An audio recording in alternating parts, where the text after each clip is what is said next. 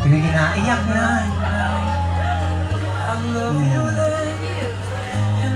Tears of joy yan sa sobrang kaumangan kang tugang niya.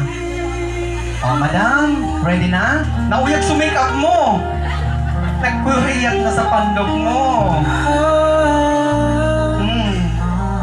Inuyag mo na sugayon mo. Hindi ko siguro yun yung kasalanan. Sige na. Kahit pagpasensya mo nagsawa ng regalo.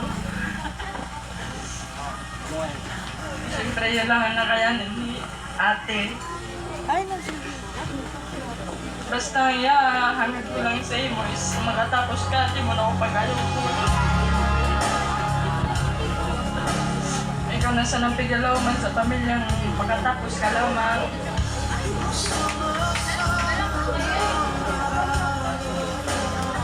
Magpatanos ka ng pag-atay, di ka magpadaya sa mga tukso-tukso dyan, di ka magdangog sa mga bad influence na tigapod. Sobrang pasalamat ko man sa imo sa kita naman sa nang magtugang na perming gadamayan sa problema. Salamat sa imo ta perming mo akong pigagay, pigapangatayan, mas kaya akong gulang sa imo. Expect na may iba kung hindi naman sa sobrang kaugman.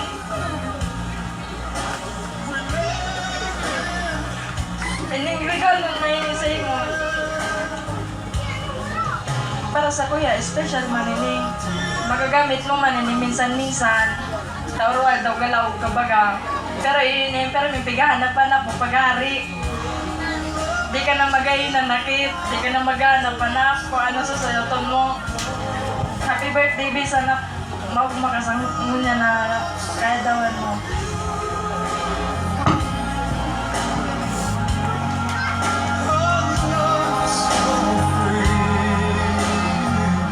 Ayan, ang sabi ng kanyang sister.